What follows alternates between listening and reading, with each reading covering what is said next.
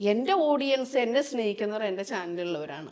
എൻ്റെ ഒരു കാര്യം പറയുമ്പോൾ തീർച്ചയായിട്ടും അവരെന്നെ സഹായിക്കുന്നുള്ളൂ. ജസ്റ്റ് ഒരു വീഡിയോ മാത്രം ചെയ്തിട്ട് ഞാൻ എൻ്റെ ചാനലിൽ കൂടെ തന്നെ പബ്ലിഷ് ചെയ്തു. പ്രത്യേകിച്ച് എന്താ പറയുക, കെട്ടുപാടുകളൊന്നുമില്ല. എനിക്ക് തോന്നുന്നു 1.5 മാസം കൊണ്ട്.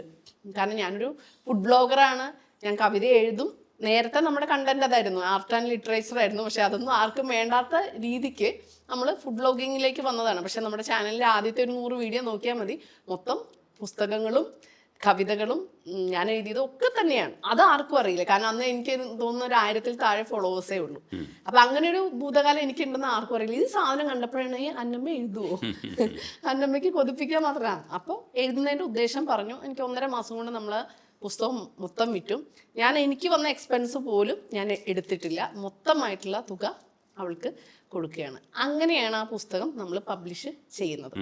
അപ്പോൾ കുറേ പേര് റിവ്യൂ എഴുതി കഴിഞ്ഞപ്പോൾ കുറേ പേര് ചോദിച്ചു. വീണ്ടും PG കഴിഞ്ഞ് അവള് വീടിന് പോയി, അവളുടെ കാര്യത്തിലേക്ക് പോയി, അവൾക്ക് ഇനി സഹായം വേണ്ട. അപ്പോൾ വീണ്ടും ചോദിക്കുമ്പം എനിക്ക് പുസ്തകം കൊടുക്കണം, പക്ഷെ അതിൻ്റെ വരുമാനം എനിക്ക് വേണ്ട. കാരണം ഞാൻ പുസ്തകം വിൽക്കാൻ ആഗ്രഹിക്കുന്ന ആളല്ല. അത് പുസ്തകം എന്നുള്ള അക്ഷരങ്ങൾ എന്ന് പറയുമ്പോൾ എന്നെ സംബന്ധിച്ച് ദൈവതുല്യമാണ്. അത് പകർന്നു കൊടുക്കേണ്ടതാണ്. ഞാനൊരു ടീച്ചർ കൂടിയാണല്ലോ.